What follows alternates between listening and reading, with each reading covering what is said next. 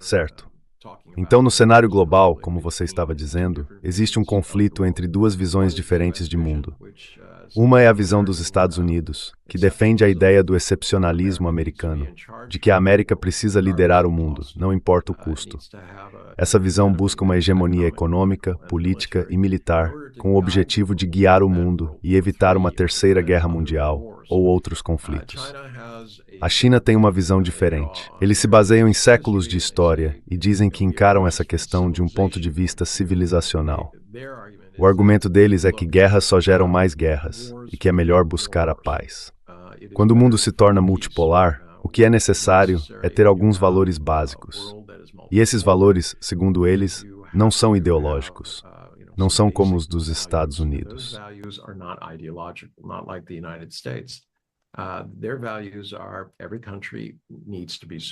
Os valores deles são de que todo país precisa estar seguro e que a segurança de um não pode depender da insegurança de outro. Cada nação tem o direito de escolher o seu próprio caminho de desenvolvimento, e nenhum outro país tem o direito de interferir nesse processo ou nas escolhas que ela faz. Por fim, todo país de hoje é, em muitos sentidos, um acidente da história. Seja por causa de famílias reais, seja por manobras bem cínicas de grupos coloniais que tentavam colocar minorias no poder sobre maiorias. Assim, essas minorias acabavam ficando dependentes, adivinha de quem? Dos seus antigos colonizadores.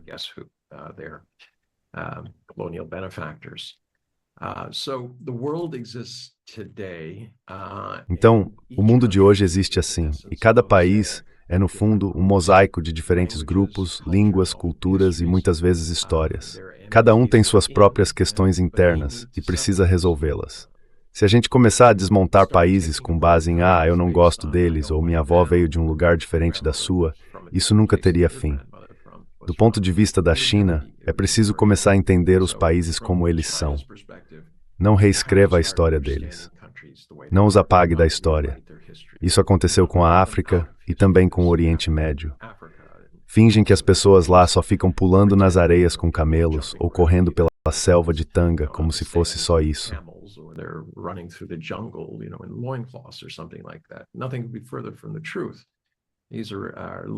Nada poderia estar mais longe da verdade. Essas civilizações são antigas. Elas foram o berço da civilização. Fizeram coisas muito antes de as potências ocidentais sequer pensarem nelas. E, na verdade, depois de 1000 anos de invasões sob o pretexto da religião, basicamente as cruzadas, foram eles que desceram. Eram, na verdade, os bárbaros descendo para regiões onde havia riquezas e comércio, sedas e coisas desse tipo, e estavam ansiosos para tomar tudo isso. Então, é preciso respeitar os países como eles são. Também é preciso respeitar a soberania deles. O coletivo, seja lá o que for, é algo que cabe a eles decidir internamente. Externamente, os outros países têm que respeitar isso.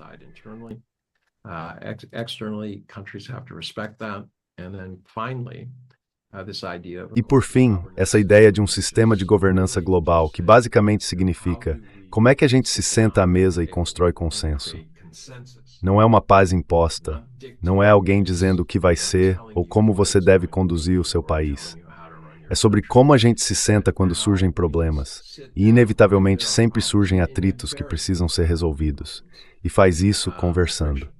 Porque se não for assim, você acaba tendo mortes desnecessárias e, no fim das contas, ainda vai ter que sentar à mesa do mesmo jeito. É assim que a China faz e é por isso que faz. As pessoas sempre dizem, isso soa muito bonito, muito idealista, mas na prática, todo mundo só pensa em si mesmo. De certo modo, a China também busca seus próprios interesses, mas ela acredita no ganha-ganha. A China é um país e existem 195 países no mundo.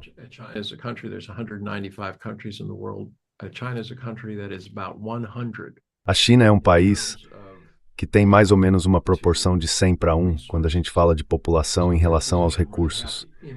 Então eles estão numa situação em que precisam importar recursos.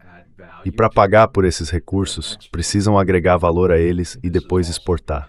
Isso também ajuda a atender às demandas internas do país. Por isso eles precisam de paz, e precisam muito. Mas eu acho que todo mundo gostaria de ter paz. Então, isso não vai contra a visão de ninguém. a menos que você encare isso como uma espécie de ameaça existencial do ponto de vista dos Estados Unidos. Porque se o seu objetivo é desestabilizar outros países, você não quer que eles façam acordos de paz. Dito isso, e voltando à sua pergunta original, como a China vê essa situação, é claro, pelo que eu acabei de dizer, que a China não quer guerra.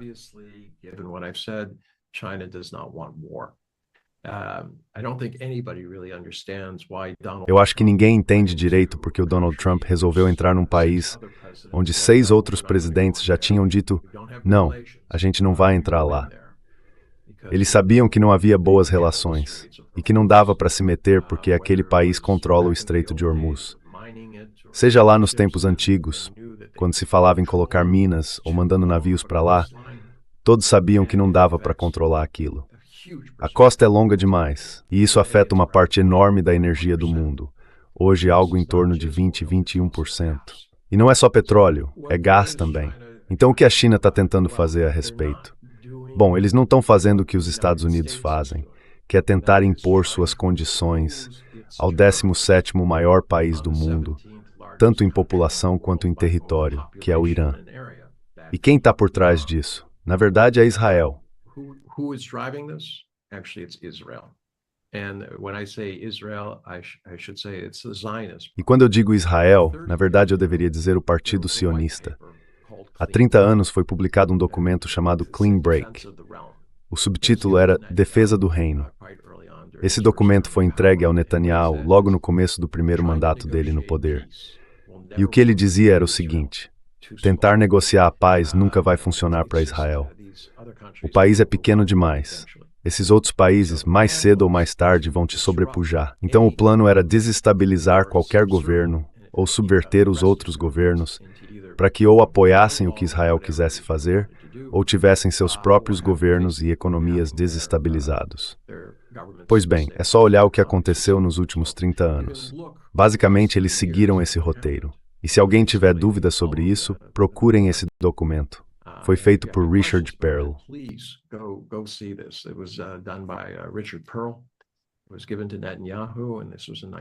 Isso foi entregue ao Netanyahu, lá em 1996. E acabou virando o modelo, a base oficial da política externa de Israel. Ou melhor dizendo, não exatamente diplomacia, mas guerra.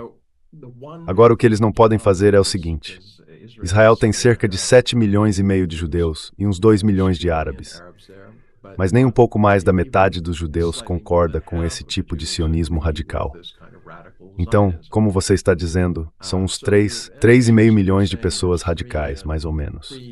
Alguns têm apoio fora do país, mas veja, existem só 16 milhões de judeus no mundo todo que essencialmente estão impulsionando essa agenda. Só que eles não podem enfrentar uma nação de 92 milhões de pessoas, que é o Irã. Por isso precisaram que os Estados Unidos entrassem em cena. E por anos, se você voltar uns 30 anos, o Netanyahu dizia que em poucos meses o Irã teria uma arma nuclear.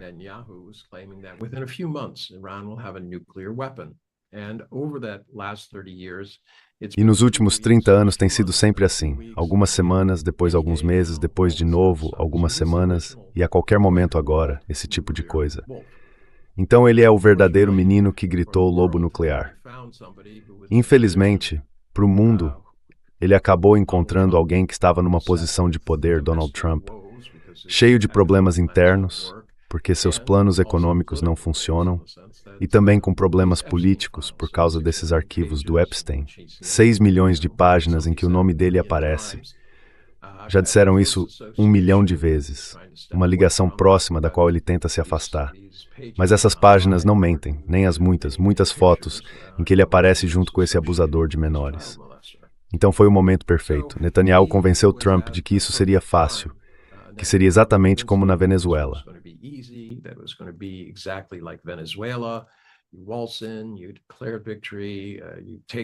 Você chega todo confiante, declara vitória, pega um pouco de petróleo e sai como herói. Aí pode entrar nas eleições de meio de mandato dizendo que é um homem forte, que cria paz sendo duro. Só que foi um erro de cálculo completo. E agora ele se vê numa situação em que quer sair do Irã, mas não sabe como. Acabou se encurralando, e parte disso vem lá de trás, do acordo conhecido como JCPOA. Esse foi o acordo negociado pelo Obama, com apoio da Europa, que previa que o Irã abriria mão de enriquecer material nuclear, basicamente entregando isso para a Rússia e se comprometendo a não produzir bombas nem armas nucleares. Mas o Trump rasgou esse acordo.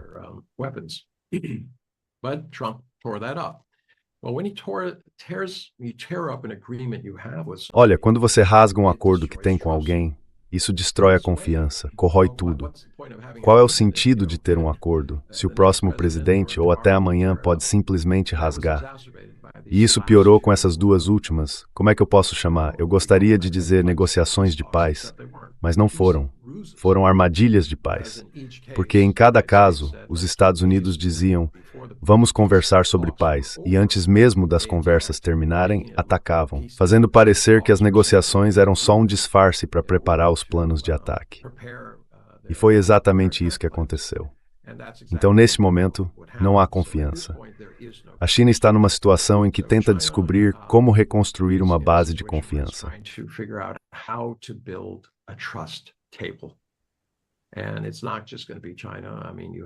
E não vai ser só a China. Quer dizer, tem um plano que foi apresentado pelo Paquistão, em parceria com outros países do Golfo, tentando promover essa ideia de que existem 5 princípios básicos: parar a guerra, parar a matança e sentar para conversar. Infelizmente, isso não funcionou, não pegou. A gente ainda vê os dois lados insistindo. Agora, o que está acontecendo aqui? Os Estados Unidos não conseguem se afastar de uma guerra na qual Israel, de certa forma, acabou envolvendo o país. E o Irã está numa situação em que o líder espiritual e chefe de Estado foi morto, junto com uma grande parte da sua liderança. Eles estavam preparados para isso e agora buscam vingança.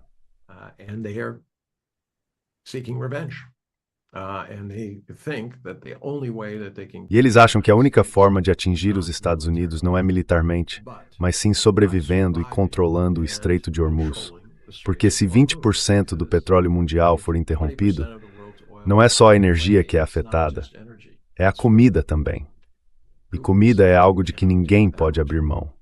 Nesse caso específico, eles dizem, tudo bem, estamos dispostos a deixar o resto do mundo sofrer se for para atingir os Estados Unidos. A ideia é enfraquecer o país a tal ponto que da próxima vez que se sentarem à mesa de negociações, os americanos saibam que não têm todas as cartas na mão e que vão precisar chegar a algum tipo de acordo. E esse acordo, nesse caso, vai incluir reparações por todos os danos causados, algo entre 20 e 50 bilhões de dólares.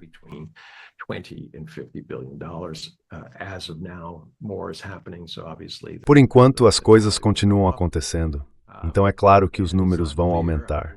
E ainda não está claro como eles querem lidar com a questão nuclear. O Irã diz, vamos abrir mão disso por 5 anos. Os Estados Unidos respondem, não, vocês têm que abrir mão do enriquecimento nuclear por 20 anos.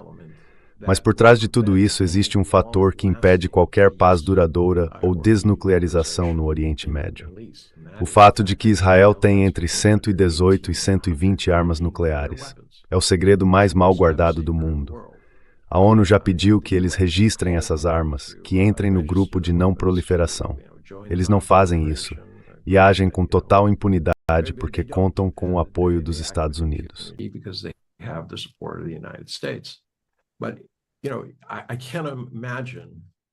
Mas eu não consigo imaginar que ter um Estado beligerante como Israel, com armas nucleares, não vá desencadear uma corrida armamentista nuclear no Oriente Médio. E independentemente do que cada país diga, eu realmente acredito que eles pensam que a única forma de se proteger é ter uma arma nuclear. Se o Irã tiver, eu aposto que a Arábia Saudita vai conseguir também, talvez os Emirados Árabes Unidos. E olha, outros países da região, obviamente a Turquia e o Egito, seriam bons candidatos para isso. Eles têm o nível de desenvolvimento e os materiais nucleares necessários para fazer.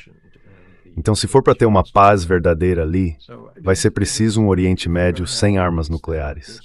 E isso significa que Israel teria que abrir mão das suas armas nucleares. E, sinceramente, eu não vejo isso acontecendo num futuro próximo.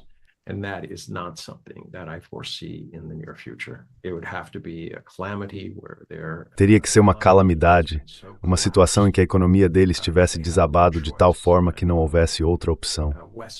Paz de Westfália.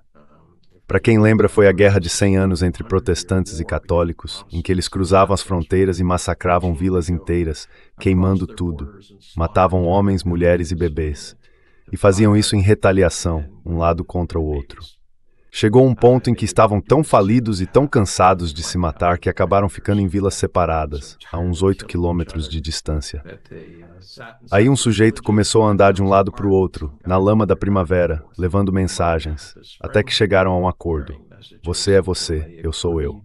Vamos ter uma fronteira. E o que você fizer dentro das suas fronteiras é problema seu, não meu. And what you do in your borders, your business, not mine. And what I do in my border, within my borders, is my business, not yours. E o que eu faço dentro das minhas fronteiras é problema meu, não seu. Esse simples fato marcou o início do período mais longo de paz na Europa. Então vamos ao que as pessoas sempre perguntam. Mas a China vai entrar em colapso porque não tem petróleo. A China recebe cerca de 11 milhões de barris por dia do Golfo, ou pelo menos recebia. Não é todo o petróleo que eles importam, mas é a maior parte. Algo entre 1,2 e 1,5 milhão de barris vinha do Irã. Então, quando você ouve esse número de que 90% do petróleo iraniano vai para os Estados Unidos, é importante lembrar que esse volume é menor, não minúsculo, mas menor, em comparação com o que eles recebem da Arábia Saudita e de outros lugares, junto com gás e outros recursos.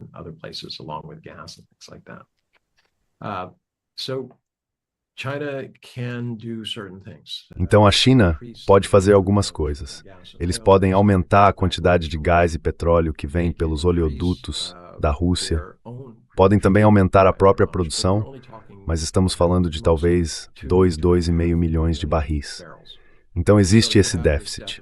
E aí entra o que a gente chama de destruição da demanda por petróleo. Isso quer dizer que quando o preço sobe, as pessoas procuram alternativas. Pode ser, por exemplo, que eu usava uma bomba d'água diesel para o meu sistema de irrigação. O diesel ficou caro demais. Então eu fui lá e comprei um motor elétrico que funciona com alguns painéis solares.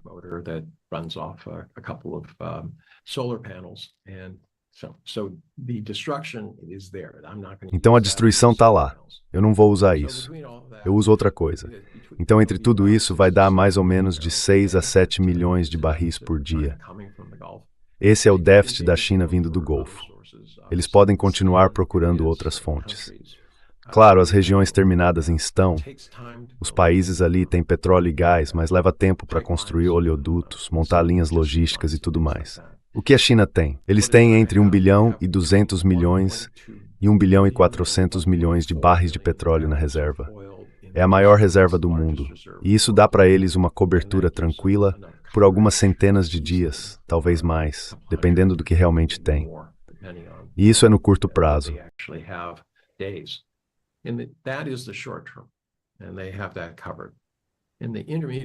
E eles já têm isso sob controle. No médio prazo, a China está em processo de colocar em operação 20 usinas nucleares. Elas vão gerar muita eletricidade.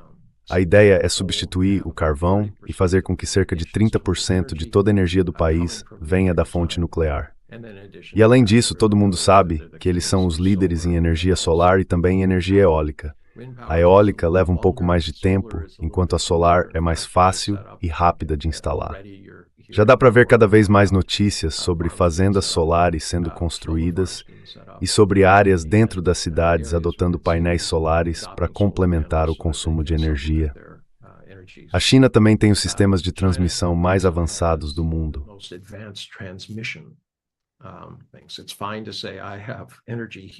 Tudo bem dizer que eu tenho energia aqui, mas, infelizmente, em geral, onde você tem energia não é onde está a demanda. A China consegue levar a eletricidade gerada em Xinjiang, que fica a milhares de quilômetros da costa leste, e transportar essa energia até lá com apenas cerca de 20% de perda. Pode parecer muito, mas é bem menos do que a perda dos sistemas antigos que ainda existem em muitos lugares, inclusive nos Estados Unidos. Então, eles têm alguns avanços tecnológicos importantes. Pensando no longo prazo, a China já tinha colocado, antes de tudo isso acontecer, no seu 15º plano quinquenal, a meta de ter uma usina de fusão em funcionamento. A fusão é diferente da energia nuclear tradicional, porque ela opera em temperaturas extremamente altas. Fusion is different from nuclear in that it's very hot. It uses a heavy isotope. Ele usa um isótopo pesado de deutério, divide esse material e gera uma quantidade enorme de calor. A gente usa esse calor para mover turbinas a vapor, e essas turbinas produzem eletricidade. Se isso funcionar, é limpo, é seguro. Não é como energia nuclear. Não há perigo de radiação, nem efeitos colaterais ruins. Então seria uma fonte de energia quase ilimitada e barata, algo que mudaria o mundo.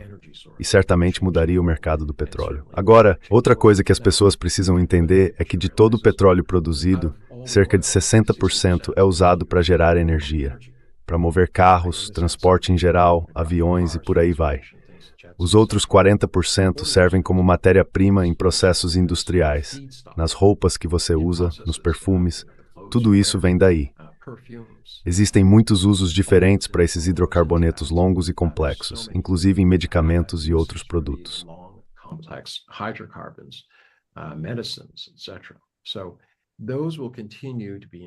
Então esses produtos vão continuar em alta demanda. Pode até haver alguns substitutos. Com o tempo, a gente vai ver uma mudança do foco em energia para esses insumos. A China está numa boa posição agora, comparada a outros países, pelo menos no sentido de conseguir absorver o impacto. Eu diria que, no curto prazo, eles estão mais ou menos no mesmo nível da maioria das nações. A Europa tem cerca de 90 dias de reserva. Os Estados Unidos, como reduziram seus estoques, têm menos. Mas, por outro lado, são grandes produtores, então isso não afeta tanto. Já lugares como o Japão, a Coreia do Sul, a Indonésia e a Índia estão em uma situação bem complicada. E a outra parte do setor de energia que eu preciso mencionar é o fertilizante.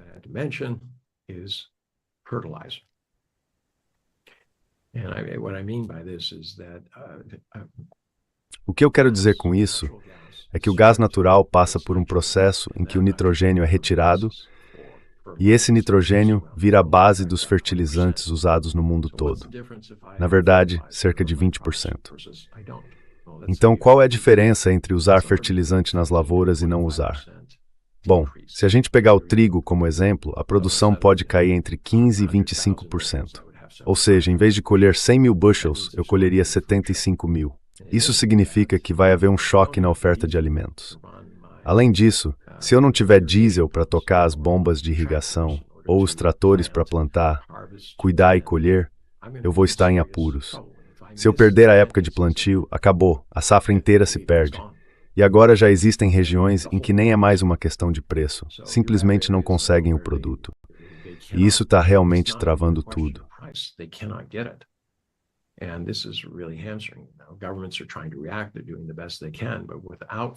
Os governos estão tentando reagir, estão fazendo o melhor que podem, mas sem fertilizantes e sem energia, a situação vai ficar bem complicada. Aí as pessoas perguntam, mas o que isso quer dizer exatamente? E eu respondo, olha, um pão, por exemplo, tem entre 15% e 25% de energia. Por quê? Porque você precisa dos fertilizantes, precisa dos tratores, da irrigação, precisa colher, depois mandar o grão para ser moído, transformado em farinha, assado e distribuído. E adivinha? Cada uma dessas etapas consome energia. Então talvez você não pense nisso, mas quando come seu sanduíche no dia a dia, está ingerindo, como eu disse, entre 15% e 25% de energia pura. E isso agrava ainda mais a situação que a gente enfrenta. Agora lembre-se, os mercados de energia estão basicamente em equilíbrio.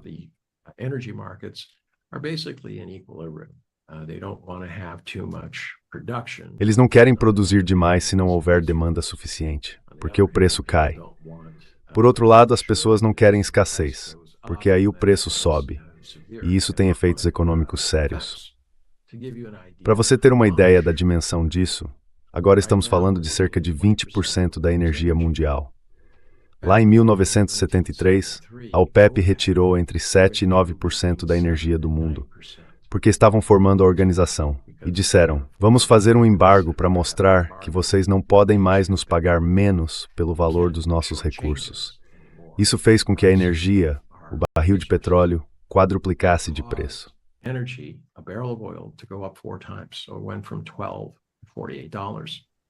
Então o preço foi de 12 para 48 dólares. Aí chegamos em 1979, com a Revolução Iraniana. Aquilo tirou algo entre 3 e 5% do petróleo mundial do mercado e fez o preço dobrar.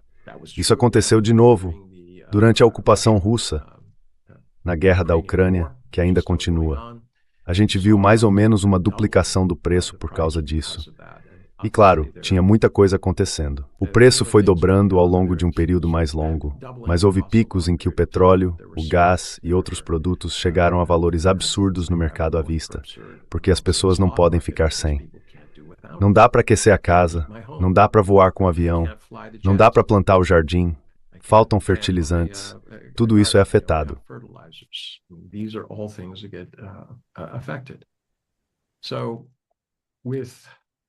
Então, mais do que o dobro da quantidade de petróleo sendo retirada em comparação com 1973, quando o preço subiu 4 vezes, dá para imaginar facilmente isso subindo entre 4 e 6 vezes. E onde a gente estava antes? Em algum ponto entre 60 e 80. Multiplica isso por 4 ou 6 e o número fica bem feio. E esse número significa que o mundo pode entrar numa recessão global ou até numa depressão global. Então, infelizmente, eu não tenho muitas boas notícias. Mas o que eu estou dizendo é que a China não acha que pode vencer. Ela vê o dano que os Estados Unidos estão causando a si mesmos. Só que isso não é sobre vencer. Esse tipo de guerra nunca pode ser vencido. A demanda global cai e isso afeta a economia chinesa.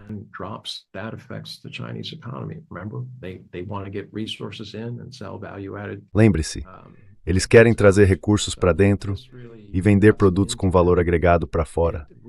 Então isso realmente atinge em cheio. Acaba com os planos e os esforços que eles vinham fazendo.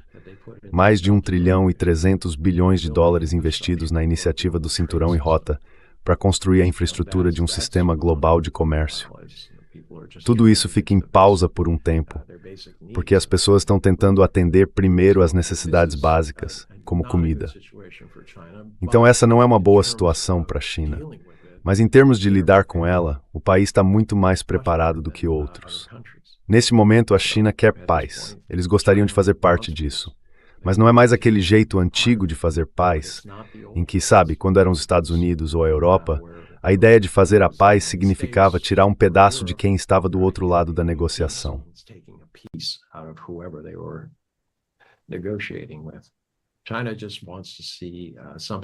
A China só quer ver algo que dure, em que as partes se juntem e, concordem em cooperar, que entendam as posições umas das outras. Não é que todo mundo consiga exatamente o que quer, mas que cheguem a um consenso com o qual possam conviver. E isso, para mim, e acho que para qualquer pessoa sensata, é um sinal de algo que pode ser duradouro em termos de negociação de paz. Diferente de impor o que você quer a alguém que considera mais fraco e deixar essa pessoa esperando o momento certo para se vingar. Então esse é um jeito meio longo, espero que não esteja me alongando demais, de dizer onde a China está e para onde a situação global está caminhando.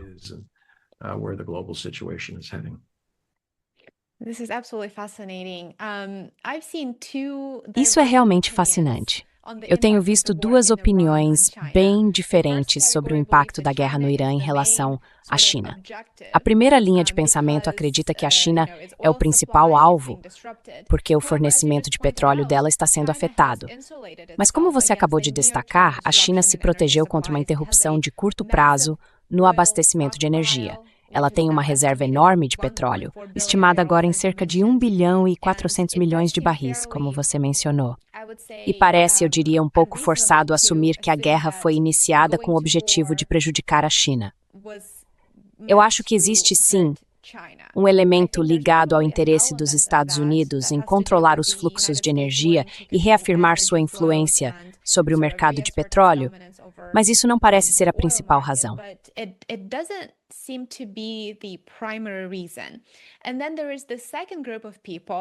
E aí vem o segundo grupo de pessoas, entre eles alguns acadêmicos ocidentais de destaque que dizem que a China é uma beneficiária silenciosa da instabilidade prolongada no Oriente Médio.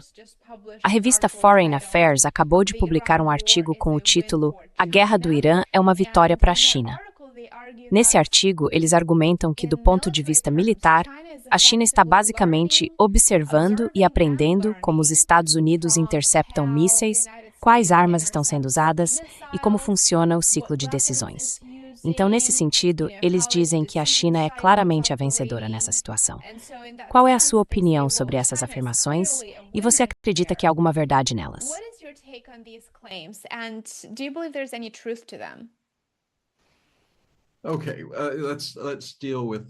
Certo. Vamos lidar primeiro com a segunda afirmação, porque dá para resolver bem rápido. Se eu e você estamos jogando futebol, ou soccer, como quiser chamar, e eu decido chutar a bola para o meu próprio gol, tudo bem, você está ganhando, porque eu chutei contra o meu time, contra o meu próprio interesse. Isso é os Estados Unidos. Exato. Então esses acadêmicos estão tentando sugerir que existe alguma intenção maligna, algum tipo de má-fé por parte dos Estados Unidos. Que Joe Mayerstes e o forma o país teria colocado Donald Trump numa posição que ele declararia guerra ao Irã, quando na verdade onde isso realmente veio.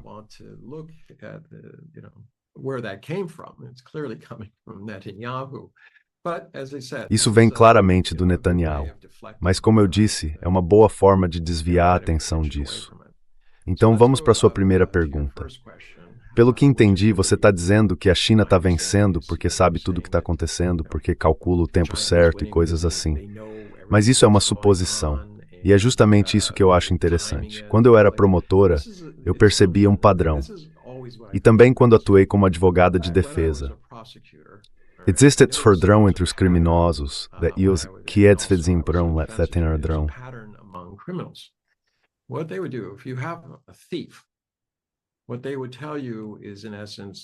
O que eles diriam basicamente é algo como: meu único crime foi ter sido pego. Todo mundo é ladrão. Eu só estava tentando conseguir alguma coisa antes que alguém tirasse de mim. É uma forma de racionalizar. No fundo, o que estão dizendo é: todo mundo pensa como eu penso. Eu só estou fazendo o que posso antes que façam comigo. E essa é a ideia por trás de um ataque defensivo, ou melhor, de um ataque preventivo. Porque eu sei exatamente o que você vai fazer. Por quê? Porque é o que eu faria no seu lugar. E é exatamente esse tipo de raciocínio que esse grupo de acadêmicos vive defendendo. A China não é como os Estados Unidos.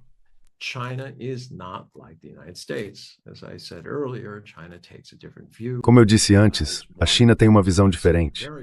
É uma visão muito baseada nas necessidades práticas da economia deles, mas também numa ideia de que isso pode levar a um futuro compartilhado para a humanidade.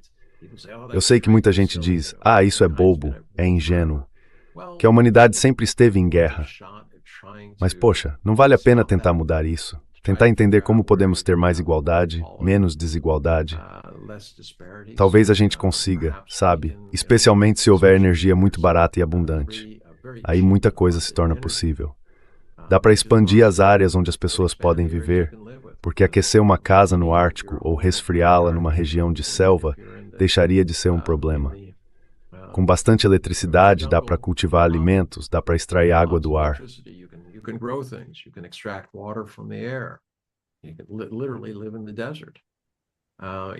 Você pode literalmente viver no deserto se tiver energia suficiente. Hidroponia, coisas assim. Isso muda tudo de forma radical. Então, por que não imaginar um mundo em que a gente não brigue, mas se beneficie com o comércio? Isso é tão horrível assim. Essa é a parte que eu acho mais intrigante. O número de acadêmicos e de pessoas que simplesmente partem do princípio de que a China tem as mesmas intenções malignas que os países deles vêm demonstrando há séculos. E, sabe, eu vejo isso como um dos maiores obstáculos para se chegar a qualquer tipo de acordo aqui. Essa suposição de que todo mundo, ou melhor, muita gente no Ocidente, especialmente em Washington, acha que todos vão agir como nós agiríamos. E o que nós faríamos seria tirar vantagem de todo mundo.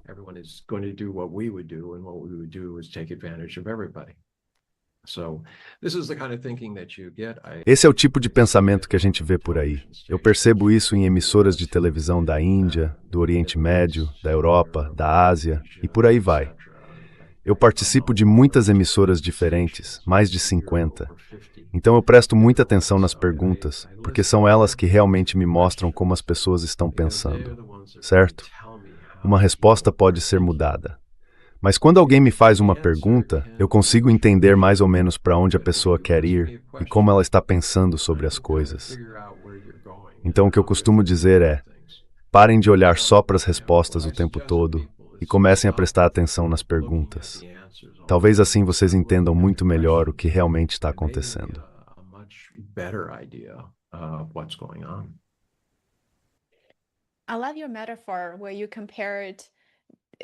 Eu adoro a sua metáfora quando você faz essa comparação. É meio como jogar futebol, né? E os Estados Unidos, de forma constante e até eficiente, acabam atirando no próprio pé, porque parecem agir num universo próprio, onde todo outro país é automaticamente visto como uma ameaça. E é muito interessante como o governo Trump ampliou essa necessidade de buscar hegemonia e de buscar domínio, mesmo que isso custasse os interesses de outras nações. A guerra que Trump escolheu travar no Irã acabou prejudicando também a capacidade não-só dos Estados Unidos de projetar poder na região do Indo-Pacífico.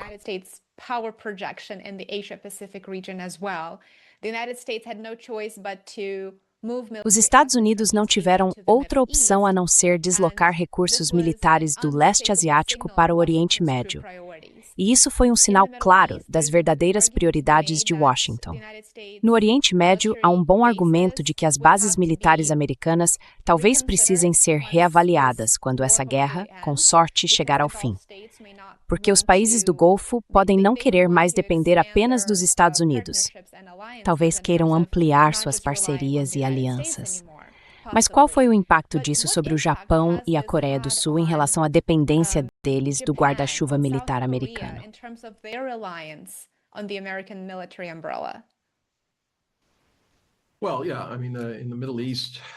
Bom, no Oriente Médio eu conheço um bom número de pessoas de lá, em cargos mais altos, e está bem claro que eles achavam que uma base militar dos Estados Unidos era uma espécie de escudo que ia protegê-los.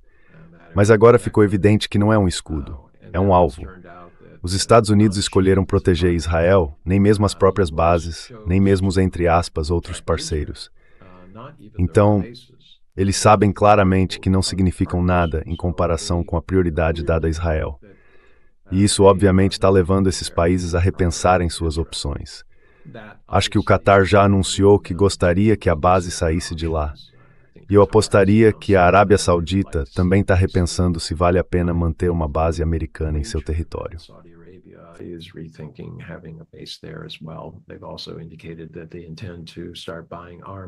Eles também deixaram claro que pretendem começar a comprar armas de outros lugares, para não depender totalmente dos Estados Unidos, principalmente depois que o Trump insultou pessoalmente o príncipe herdeiro. Não é algo que eu chamaria de uma decisão inteligente, mas enfim, estamos falando de um sujeito que, em apenas uma semana, conseguiu se indispor com as 3 maiores religiões do mundo. Veja só, no domingo de Páscoa, uma das datas mais sagradas do cristianismo, ele publica uma mensagem cheia de palavrões e termina com uma saudação irônica ao mundo muçulmano. Depois, começa uma briga com o Papa. E, ao mesmo tempo, passa a divulgar memes dele mesmo vestido de Jesus. Pois é, essa imagem dele como Jesus não caiu nada bem entre os evangélicos.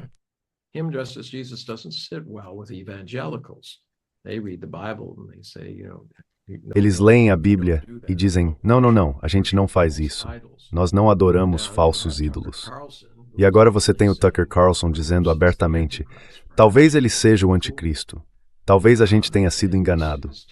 E isso está ganhando força entre os seguidores dele, junto com essa ideia de que ele teria armado o próprio tiro por causa do ouvido e tudo mais. Eu não acredito nisso.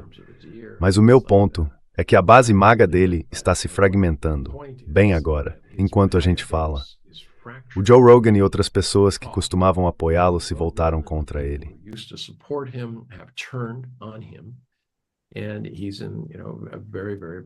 E ele está numa situação muito difícil.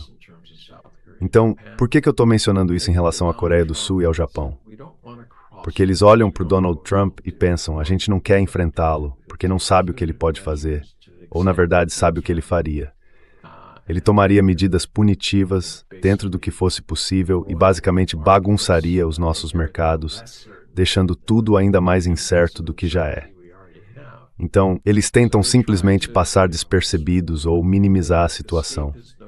A gente viu o espetáculo que aconteceu quando um primeiro-ministro japonês o visitou e ele resolveu fazer uma referência a Pearl Harbor, falando de ataque surpresa e esse tipo de coisa.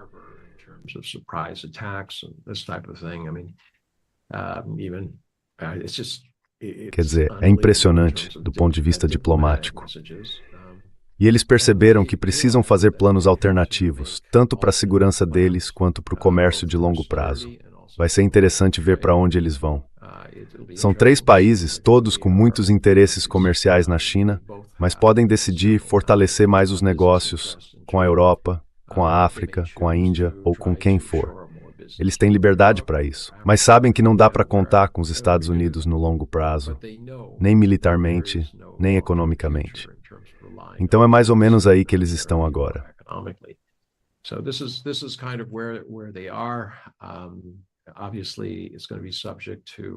Obviamente, isso vai depender do processo político. E eu posso dizer, sem nenhuma dúvida, que por causa do choque alimentar que vai acontecer, quando chegarem as eleições depois do próximo outono, a gente vai ver muitas mudanças de governo. Porque, infelizmente, eles vão ser culpados pelas ações de outros governos sobre as quais não tinham controle. Mas como as pessoas são do jeito que são, elas vão votar pensando no bolso. E o bolso vai dizer, a gente não está indo bem. Então vão pensar, vamos ver se o outro cara, aquele que está fazendo promessas vagas de que vai melhorar tudo, consegue mesmo fazer isso.